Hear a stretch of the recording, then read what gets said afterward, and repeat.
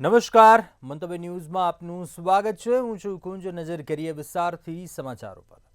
સૌપ્રથમ વાત કરીએ અમદાવાદમાં આઈસ્ક્રીમમાં ગરોળીની પૂંછડી નીકળવાનો મામલો સામે આવ્યો છે। ત્યારે ગ્રાહકે ખરીદેલા આઈસ્ક્રીમમાં ગરોળીની પૂંછડી નીકળ્યા હોવાનું સામે આવ્યું। મણિનગરના આઈસ્ક્રીમ પાર્લરમાં બનાવ બન્યો હતો, ત્યારે આ મામલે કોર્પોરેશનના હેલ્થ વિભાગ દ્વારા કાર્યવાહી કરાઈ છે। ગરોળીની પૂંછડી નીકળતા આઈસ્ક્રીમ પાર્લરને સીલ કરવામાં આવ્યું છે। આઈસ્ક્રીમ ખાતા હો તો ચેતી જજો એકવાર। અમદાવાદમાં બનાવ સામે આવ્યો છે। આઈસ્ક્રીમ જેમાંથી ગરોળીની પૂંછડી નીકળી, કાર્યવાહી કરવામાં આવી છે। આઈસ્ક્રીમ પાર્લરને સીલ કરવામાં આવ્યું છે। ગ્રાહકે જે આઈસ્ક્રીમ ખરીદ્યો હતો તેમાંથી ગરોળીની પૂંછડી નીકળી છે। સમગ્ર મામલો સામે આવતા તંત્ર છે તે દોડતું થયું છે। કાર્યવાહી હાથ ધરાઈ છે। ગ્રાહકે જે સ્ટોર પરથી આઈસ્ક્રીમ ખરીદ્યો હતો તેને સીલ કરવામાં આવ્યું છે। જે પ્રમાણે ઉનાળાની જે ગરમી પડી રહી છે ત્યારે લોકો ઠંડા પીણા તેમજ આઈસ્ક્રીમનો વધારે ઉપયોગ કરતા હોય છે, પરંતુ આ આઈસ્ક્રીમ ખાવાના લીધે એક મહિલાની તબિયત બગડી હતી। આ મહિલા જે છે તે મણિનગર વિસ્તારની રહેવાસી હતી અને ત્યારે મહાલક્ષ્મી આઈસ્ક્રીમ પાર્લરમાંથી તેણે આઈસ્ક્રીમ ખરીદ્યો એક બ્રાન્ડેડ કંપનીનો, પરંતુ આ બ્રાન્ડેડ કંપનીના આઈસ્ક્રીમને અડધો ખાધા બાદ તેના હાથમાં ગરોળીની પૂંછડી જોવા મળી હતી। કારણ કે આઈસ્ક્રીમની અંદરથી ગરોળીની પૂંછડી નીકળી હોવાનો આક્ષેપ છે તે મહિલાએ કર્યો હતો। ત્યારબાદ તેમણે કોર્પોરેશનની અંદર આ મામલે ફરિયાદ કરી હતી।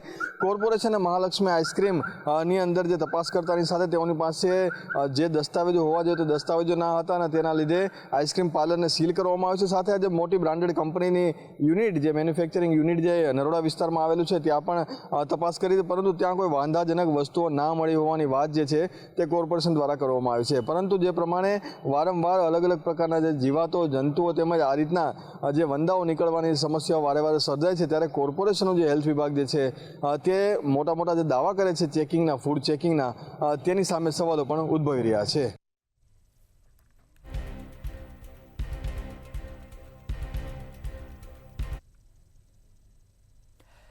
આગળ વાત કરીએ અમદાવાદના મેઘાણીનગરમાં 4 પોલીસ કર્મીઓને સસ્પેન્ડ કરવામાં આવ્યા હોવાનું સામે આવ્યું છે। મારામારીની ઘટના બાદ ફરિયાદી ફરિયાદ નોંધાવવા માટે પહોંચ્યા હતા, ત્યારે આ દરમિયાન ફરિયાદ ન લેતા 4 પોલીસ કર્મી સસ્પેન્ડ કરવામાં આવ્યા।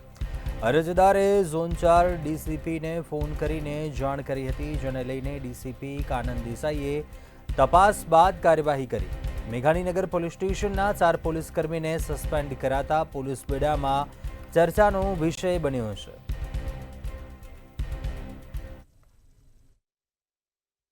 જી બિલકુલથી જો વાત કરવામાં આવે તો જ્યારે કોઈ પણ વ્યક્તિ તકલીફમાં મુકાય અથવા તો તેને મદદની જરૂર હોય ત્યારે તે માત્ર જે પોલીસ છે તે પોલીસના સહારે દેતો હોય છે, પરંતુ પોલીસ પણ ક્યાંક ને ક્યાંક જે લોકો છે તે લોકો સાથે જે અનિયમિત રીતે અને જે પ્રમાણે બેકાળજીપૂર્વકનો વ્યવહાર કરતો હોય તેવો કિસ્સો અમદાવાદના મેઘાણીનગર પોલીસ સ્ટેશનનો છે તે સામે આવ્યો છે। જો વાત કરવામાં આવે તો વહેલી સવારે એક વ્યક્તિને મારવામાં આવ્યો હતો, જેની ફરિયાદ લઈને તે ફરિયાદી છે તે ફરિયાદી મેઘાણીનગર પોલીસ સ્ટેશનની અંદર રજૂઆત કરવા અને ફરિયાદ નોંધાવવા છે તે ગયો હતો, પરંતુ ફરજ પરના જે પોલીસ અધિકારીઓ છે તેમના દ્વારા તેને કહેવામાં આવ્યું હતું કે તે લોકોની નોકરીનો સમય પૂરો થઈ ગયો છે, ત્યાં સુધી બીજા પોલીસ કર્મીઓ ના આવે ત્યાં સુધી તમે બેસો, ત્યારબાદ તમારી ફરિયાદ છે તે ફરિયાદ લેવામાં આવશે। પરંતુ જે ફરિયાદી હતો તે ફરિયાદી ક્યાંક ને ક્યાંક જાગૃત નાગરિક હતો અને ક્યાંક ને ક્યાંક જે ભણેલો ગણેલો હોવાના કારણે તેને deputy police commissioner doctor Kanan દેસાઈને સમગ્ર બાબતે જાણ છે તે જાણ કરી હતી। ત્યારબાદ ડૉક્ટર કાનન દેસાઈ કે જેઓના તાબા હેઠળ જે મેઘાણીનગર પોલીસ સ્ટેશન આવે છે તે વહેલી સવારે જ મેઘાણીનગર પોલીસ સ્ટેશન ખાતે પહોંચ્યા હતા અને ફરિયાદીની જે રજૂઆત હતી તે રજૂઆત સાંભળી હતી અને ફરિયાદ છે તે ફરિયાદ નોંધાવી હતી। સાથે જ જો વાત કરવામાં આવે તો જે પ્રમાણે મેઘાણીનગર પોલીસ સ્ટેશનની અંદર જે ફરજ બજાવતા જે 4 જેટલા જે પોલીસ કર્મીઓ છે તે પોલીસ કર્મીઓને સસ્પેન્ડ છે તે સસ્પેન્ડ કરવામાં આવ્યા છે। સાથે જ જો વાત કરવામાં આવે તો 2 પીએસઓ, એક રાઇટર અને એક પોલીસ કર્મી છે તેને suspend Ahmedabad police commissioner GS મલિકને જાણ કરવામાં આવી છે। એટલે કહી શકાય કે જે પ્રમાણે ડીસીપી ડૉક્ટર કાનન દેસાઈ ફરજ પ્રત્યે જે તેમની જે કાર્યવાહી છે તે કાર્યવાહી કરવા માટે વહેલી સવારે પણ સક્ષમ હતા અને ક્યાંક ને ક્યાંક જે નાગરિકો છે તે નાગરિકોને ન્યાય મળી રહે તે માટે ખડે પગે પણ તૈયાર હતા।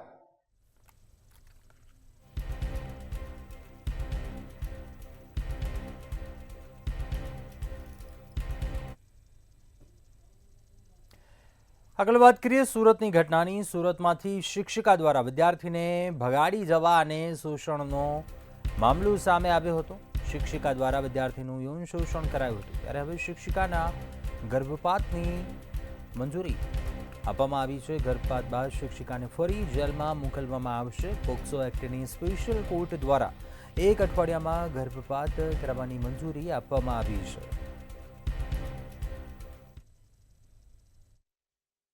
વિદ્યાર્થીનું અપહરણ કરી તેનું યૌન શોષણ કરનાર શિક્ષિકાને પોક્સો એક્ટ હેઠળની કલમ લગાવવામાં આવી છે. એટલું જ નહીં, વિદ્યાર્થીનો બાળક હોવાનું શિક્ષિકાએ પૂછપરછ દરમિયાન જણાવ્યું હતું. વ્યવહારિક છે કે થોડા દિવસો સુધી શિક્ષિકા વિદ્યાર્થીનું અપહરણ કરીને ગુમ થઈ ગઈ હતી. ત્યારબાદ તેને રાજસ્થાનની બોર્ડર પરથી પકડી પાડવામાં આવી હતી અને વિદ્યાર્થીને તેના ચંગુલમાંથી મુક્ત કરાવવામાં આવ્યું હતું. પૂછપરછ દરમિયાન શિક્ષિકાને 5 મહિનાનો ગર્ભ હોવાનું તેણે જણાવ્યું હતું.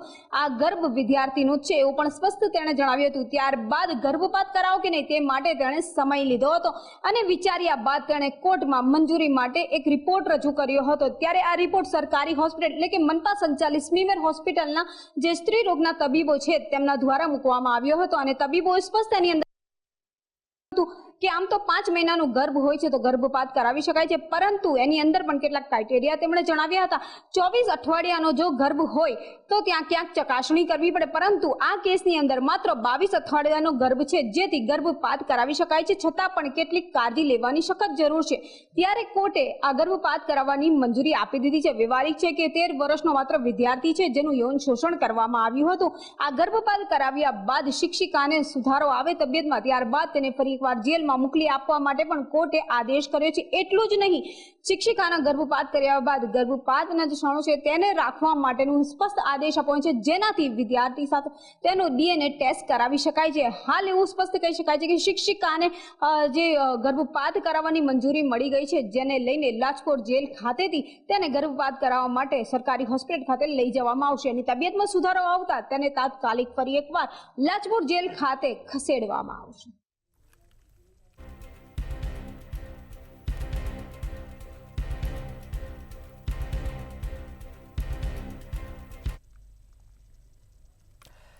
આગળ વાત કરીએ, વડોદરા શહેરમાં પાણીનો કકળાટ યથાવત જોવા મળી રહ્યો છે.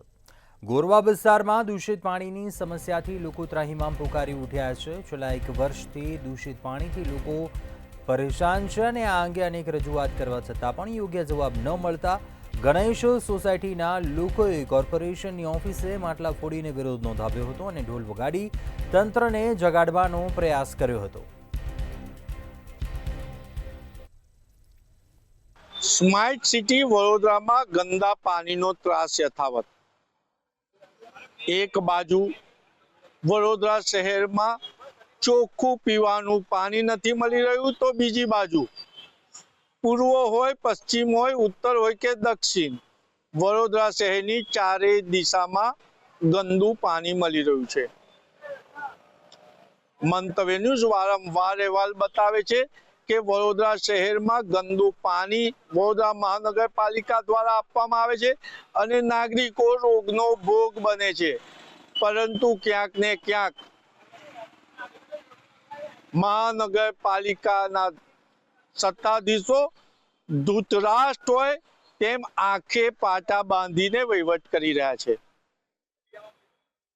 ગોરવામાં ભગવાન ગણેશના નામે ગણેશ સોસાયટી છે અને ગણેશ સોસાયટીના નાગરિકોનો કહેવા અનુસાર તેમને વડોદરા મહાનગરપાલિકા દ્વારા કાળા પાણીની સજા કરી હોય તેમ છેલ્લા 12 વર્ષથી ગંદુ કાળું પાણી આપવામાં આવી રહ્યું છે. આજે ગણેશ સોસાયટીના નાગરિકોએ ધૂતરાષ્ટ્ર બનેલા સત્તાધીશોને ઢોલ ત્રાસા કુંભકર્ણની નિંદ્રામાંથી જગાડવાનું કામ કર્યું અને વોર્ડ ઓફિસે જઈ અને માટલા ફોડ્યા. એક બાજુ મોંઘવારી અને માટલા ફોડ્યા, કારણ કે આજના જમાનામાં માટલા પણ મોંઘા છે, ત્યારે માટલામાં પાણી જ નથી આવતું તો એ માટલા શું કામ ના, એવું નાગરિકો આક્રોશ ઠાલવી રહ્યા છે.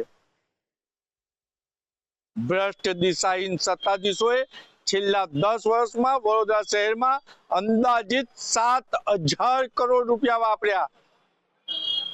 સત્તાધીશો એટલે ભારતીય જનતા પાર્ટીના મેયર હોય, ચેરમેન હોય કે અન્ય સત્તાધીશો હોય, તેમની રહેણી કરણી બદલાઈ ગઈ, તેમના જીવનનું સ્તર ઊંચું આવી ગયું, પરંતુ અમને તો ગંદુ જ પીવાનું પાણી મળી રહ્યું છે તેવા ગોરવાના નાગરિકો આક્રોશ ઠાલવી રહ્યા છે। ત્યારે સવાલ એ ઊભો થયો છે કે શું ધૃતરાષ્ટ્રની જેમ આંખે પાટા બાંધેલા સત્તાધીશો હવે ચૂંટણી આવી રહી છે, એમના જૂના વચનો નિર્મલ અને અમૃત જળ આપવાની યાદ કરશે? શું ફરીથી નિર્મલ જળ અને અમૃત જળના નામે મત માંગવા નીકળશે? અનેક સવાલો નાગરિકો કરી રહ્યા છે। ત્યારે સત્તાધીશો મારું શું નહીં તો મારે શું ની થિયરી પર કામ કરી રહ્યા છે।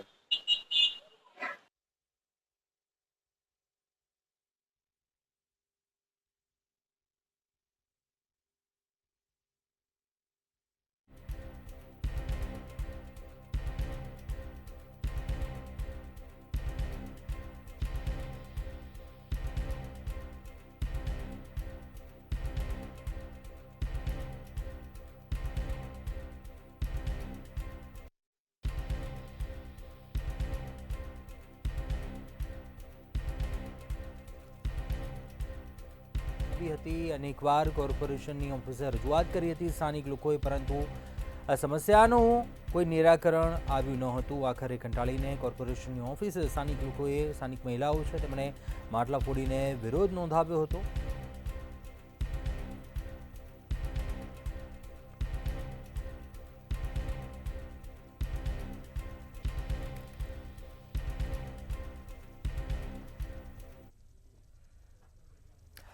આગળ વાત કરીશું સુરતથી સમાચાર સામે આવી રહ્યા છે। સુરતમાં તિરંગા યાત્રાનું આયોજન, સી.આર. પાટીલ પહોંચ્યા છે, સીધા જઈશું ત્યાં। તિરંગા યાત્રાનું આયોજન કરવામાં આવ્યું છે સુરતમાં। આપને જણાવી દઈએ કે ઓપરેશન સિંદૂર બાદ ભારત તરફથી જવાબ આપવામાં આવ્યો હતો।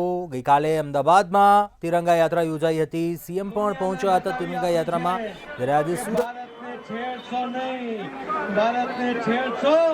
तो भारत छोड़से नहीं। प्रदर्शन ये अपना देशना जवानोए कर्યું છે।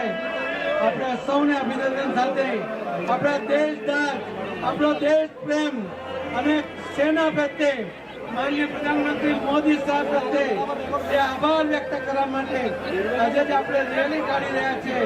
એ રેલીની આપણે શરૂઆત કરીએ સૌ શિસ્તબદ્ધ રીતે ભારત માતાને જયકાર સાથે આ યાત્રા આપણે શરૂ કરવા હું આપ સૌને નમ્ર વિનંતી કરું છું। બહુ બહુ ધન્યવાદ।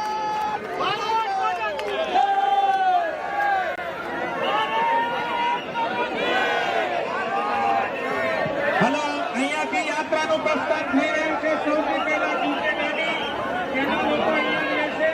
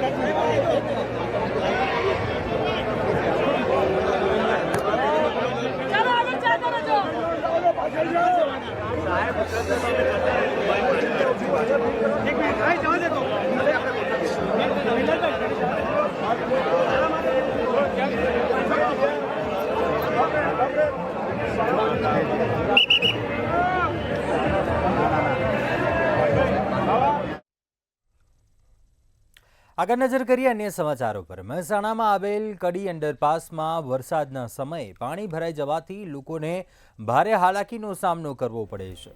વરસાદના સમયે વાહન ચાલકો તો ઠીક, પરંતુ રાહદારીઓ પણ હેરાન થતા હોય છે. ઘણા લોકો પણ તેને કારણે જીવ પણ ગુમાવતા હોય છે. એવી જ એક ઘટના કડીમાં બની, જેમાં એક વ્યક્તિ મોતને ભેટ્યો હતો. ત્યારે કડીના નાગરિકોએ કંટાળીને જન આંદોલન કર્યું હતું. સામાજિક કાર્યકર દ્વારા ચીફ ઓફિસરને આવેદનપત્ર સુપરત કર્યું હતું.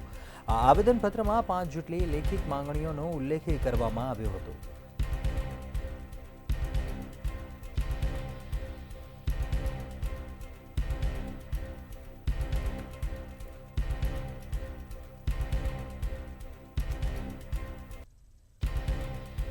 વધુ વિગતો સાથે સંવાદદાતા અલ્પેશ પટેલ ફોન લાઈન પર જોડાયા છે. અલ્પેશ, બિસ્માર રોડ રસ્તાને લઈને જે રજૂઆત કરવામાં આવી છે, શું છે સમગ્ર મામલો, શું વિગતો?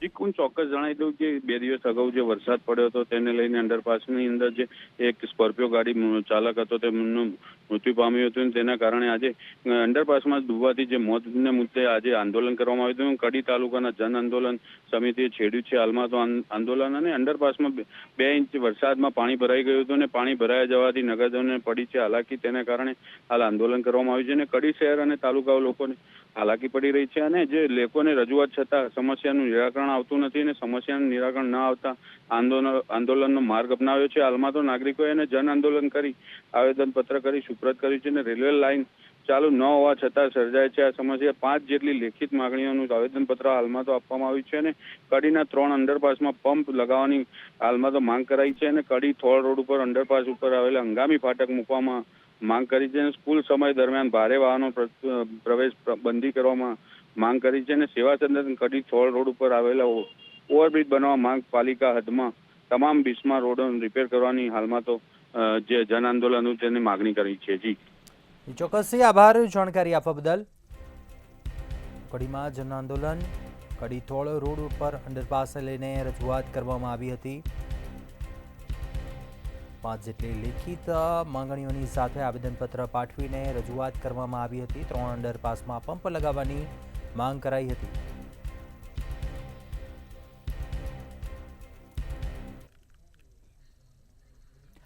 આગળ વાત કરીએ, જામનગરમાં સોશિયલ મીડિયા પર રાષ્ટ્ર વિરોધી પોસ્ટ કરનારની ધરપકડ કરાઈ હતી. ત્યારે આપત્તિજનક ટિપ્પણી કરતી પોસ્ટને લઈને સાયબર ક્રાઇમ પોલીસ દ્વારા કાર્યવાહી કરાઈ છે. સચાણાના નાઝિમ ઉર્ફે લાઝિમ ગજિયા સામે કાર્યવાહી કરાઈ, ફરિયાદ દાખલ કરી કાયદેસરની કાર્યવાહી હાથ ધરાઈ હતી. જ્યારે પોલીસ દ્વારા રાષ્ટ્ર વિરોધી પોસ્ટ ન કરવાની અપીલ કરવામાં આવી રહી છે.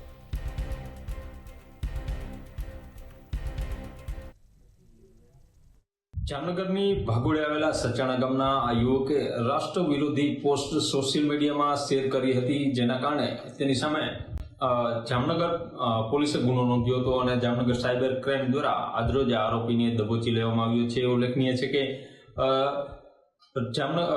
રાજ્યમાં કુલ 14થી વધુ કિસ્સાઓએ રાષ્ટ્ર વિરોધી સોશિયલ મીડિયામાં પોસ્ટો કરી છે, જેના વિરુદ્ધ ગુનાઓ નોંધાયા છે. જેમાં જામનગરના સચાણા ગામના 22 વર્ષીય યુવકનું સામે પણ ગુનો નોંધાયો હતો. યુવકની સાયબર ક્રાઇમે ધરપકડ કરી છે અને તેની સામે કાયદેસરની કાર્યવાહી શરૂ કરવામાં આવી છે. ઉલ્લેખનીય છે કે ભારત અને પાકિસ્તાન વચ્ચેના જે યુદ્ધની સ્થિતિ બની હતી, આ યુદ્ધની સ્થિતિમાં જે પ્રકારનો તણાવ હતો, ત્યારે અનેક લોકો સોશિયલ મીડિયા પર વિવિધ પોસ્ટો કરી રહ્યા હતા. ખાસ કરીને આ સચાણાના આ નાઝીમ નામના યુવકે દેશના વડાપ્રધાન નરેન્દ્રભાઈ મોદીના પોસ્ટર પર ચંપલો ફેંકતા હોય તેવા તેમજ તેમના પોસ્ટર પર ચાલતા હોય તેવા વિડીયો ઇન્સ્ટાગ્રામમાં શેર કર્યા હતા. જે અનુસંધાને તેની સામે જામનગર પોલીસે ગુનો નોંધ્યો હતો અને આજરોજ તેની ધરપકડ કરવામાં આવી છે. 197 મુજબનો આ ગુનો કલમ 197 મુજબનો ગુનો દાખલ કરવામાં આવ્યો છે. ઉલ્લેખનીય છે કે દેશનું સાર્વભૌમત્વ ને ખંડન કરે તેવી આ પોસ્ટ હતી, જે હિસાબે તેની સામે જામનગર પોલીસે ગુનો નોંધી અને કાયદેસરની કાર્યવાહી શરૂ કરવામાં આવી છે.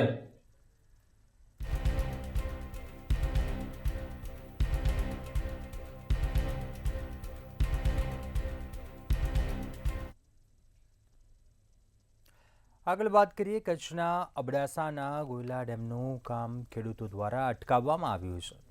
ખેડૂતો દ્વારા ડેમની કામગીરીને રોક લગાવી અને ડેમના નિર્માણ કાર્યમાં ગેરરીતિના આક્ષેપો કરવામાં આવ્યા છે. ત્યારે ખેડૂતોની રજૂઆતોને કોન્ટ્રાક્ટરે અવગણી કરી હોવાના આક્ષેપ પણ કર્યા હતા. સરકારી અધિકારીની ગેરરીતિની ફરિયાદ કરવામાં આવી છે. ત્યારે નિર્માણાધીન ડેમમાં તિરાડો પડી ગયા હોવાના પણ આક્ષેપ કર્યા હતા.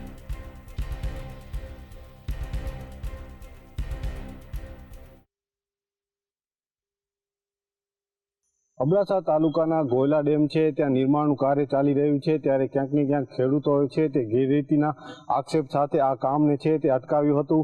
મહત્વની બાબત છે કે જે રીતના ખેડૂતો દ્વારા ત્યાં તપાસ કરવામાં આવી હતી, જે કામ થયું હતું તેમાં ક્યાંક ને ક્યાંક કહી શકાય કે તિરાડો જોવા મળી હતી અને તિરાડો જોવા મળતા જ ખેડૂતો છે તે ઉશ્કેરાઈ ગયા હતા અને જે ત્યાં કામ ચાલુ હતું ત્યાં કામદાર અને કોન્ટ્રાક્ટર સામે રકઝક થઈ હોવાનો બનાવ છે તે સામે આવ્યો છે. આ સમગ્ર મામલે કહી શકાય કે જે સ્થાનિક ખેડૂતો છે તે જિલ્લા સિંચાઈ વિભાગના જે અધિકારી છે તેમને ગેરરીતિની ફરિયાદ કરી છે અને આ મામલે યોગ્ય કરવા માટે પણ જવાબ માંગ્યો છે. મહત્વની બાબત છે કે અબડાસા તાલુકાનો જે આ ગોયલા ડેમ છે તેનામાં આજે કામ ચાલી રહ્યું હતું, જેમાં ક્યાંક ને ક્યાંક આજે માટી છે તે નજીકથી જ ઉલેસવામાં આવી રહી હતી, જેના કારણે ખેડૂતો છે તે કોન્ટ્રાક્ટરનું ધ્યાન દોર્યું હતું અને રજૂઆતો પણ કરી હતી, પરંતુ કોન્ટ્રાક્ટરો દ્વારા આ રજૂઆતોને અવગણના કરી અને કહી શકાય કે જે ખેડૂતો સામે રકઝક પર ઉતરી આવ્યા હતા. ત્યારે આ મામલે ખેડૂતોએ જે અધિકારી છે જિલ્લા સિંચાઈ વિભાગના તેમના રજૂઆત કર્યા બાદ કહી શકાય કે હાલ જે કામ છે તેમાં ક્યાંક ને ક્યાંક આ જે કામમાં ભ્રષ્ટાચાર થતો હોવાનું રાવ છે તે ખેડૂતો દ્વારા ઉઠવા પામી રહ્યો છે. જી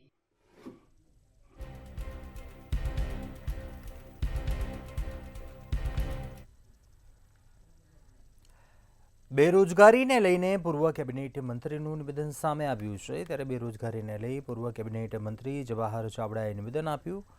પૂર્વ કેબિનેટ મંત્રીએ રોજગાર સહાયતા અભિયાન શરૂ કર્યું છે. બેરોજગારીને કારણે થયેલી મુશ્કેલી અંગે સૂચનો માંગ્યા છે. ત્યારે લોકોને સૂચનો આપવા પૂર્વ કેબિનેટ મંત્રી દ્વારા અપીલ કરવામાં આવી છે.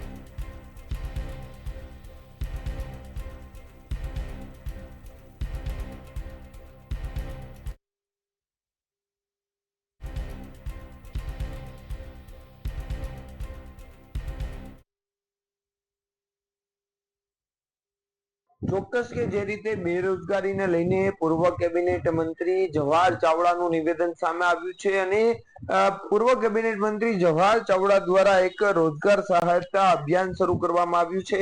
સોશિયલ મીડિયાના માધ્યમથી તે લોકો પાસેથી સૂચન મેળવી રહ્યા છે અને લોકો તેમને સૂચન કરી રહ્યા છે.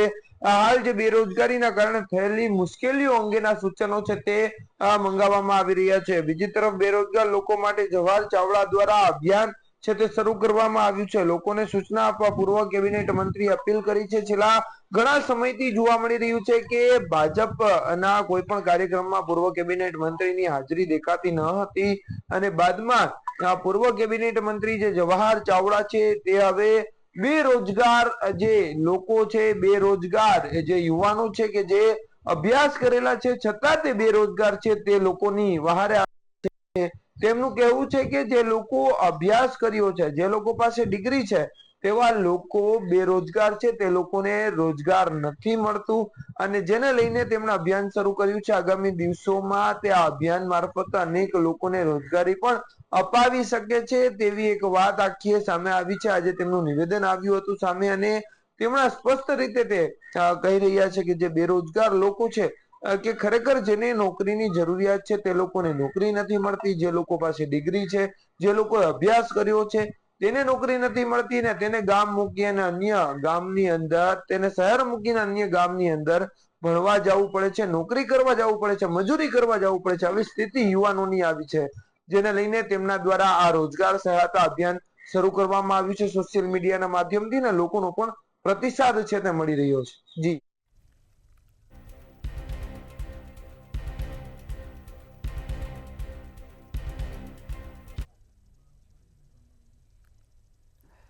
રાજકોટમાં લગ્નના કર્યાવરમાં નકલી દાગીનાનો મામલો સામે આવ્યો. શિવાજી સેના દ્વારા સમૂહ લગ્નનું આયોજન કરવામાં આવ્યું હતું. જામનગરની યુવતી ગત રાત્રિએ રાજકોટ પહોંચી હતી. નકલી ઘરેણાના સમાચાર મળતા પીડિતાએ તપાસ કરી હતી. પોતાના ઘરેણા ચેક કરાવતા તે પણ નકલી નીકળ્યા. આયોજકો પર નકલી ઘરેણા પધરાવ્યા હોવાનો આરોપ લાગ્યો છે. ત્યારે રાજકોટ પહોંચેલ જામનગરની યુવતીને માત્ર દિલાસો આપવામાં આવ્યો હતો, ત્યારે હવે જામનગરની પીડિતાને ન્યાય મળે તેવી લોકો માંગ કરી રહ્યા છે.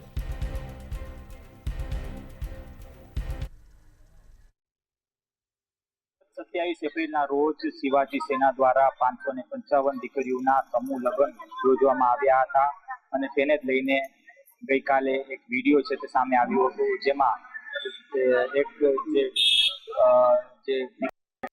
તેમના પરિવાર દ્વારા સ્પષ્ટપણે આક્ષેપ કરવામાં આવ્યો હતો કે જે સોનાના દાગીનાની વાત કરવામાં આવી છે એમાંથી કોઈ પણ પ્રકારના સોનાના દાગીના જે આપવામાં આવ્યા નથી. કહી શકાય કે આને લઈને સ્પષ્ટતા પણ કરવામાં આવી શિવાજી સેનાના અધ્યક્ષ વિક્રમ સોરાણી દ્વારા કે માત્ર એક ચૂક છે તે સોનાની હતી અને એના સિવાય બીજા જે દાગીના હતા તે સોનાના નહોતા, આ પ્રકારની વાત કરવામાં આવી હતી. ત્યારે ચોક્કસપણે આ જે વિડીયો સામે આવ્યો હતો તેમાં જે સોનાની જે ચૂક છે તે પણ સોનાના નહોતા એ પ્રકારની વાત વિગતો સામે આવી હતી.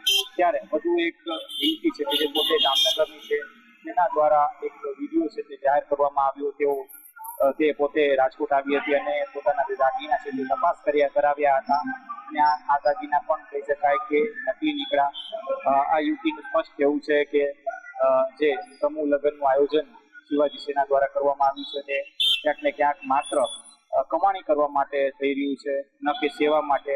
ચોક્કસથી ખૂબ જ ગંભીર પ્રકારના આક્ષેપ શિવાજી સેનાના આયોજકો ઉપર લાગ્યા છે. ત્યારે આ મામલે પહેલા પણ જે સ્પષ્ટતા ક્યાંક ને ક્યાંક સ્પષ્ટતા કરવાનો પ્રયાસ વિક્રમ સોરાણી દ્વારા કરવામાં આવ્યો છે.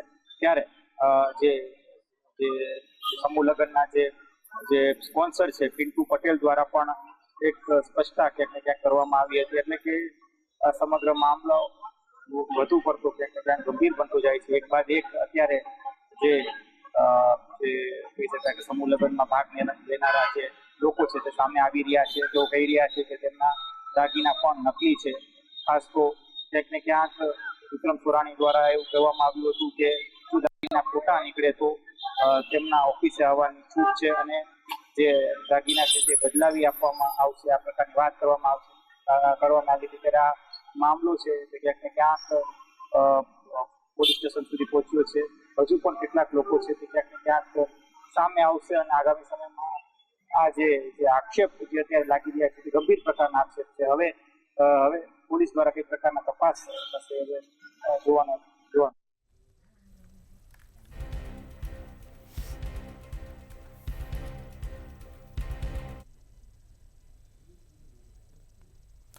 અત્યારે હાલ બુલેટિનમાં બસ આટલું. વધુ સમાચાર માટે આપ જોતા રહો મંતવ્ય ન્યૂઝ. નમસ્કાર.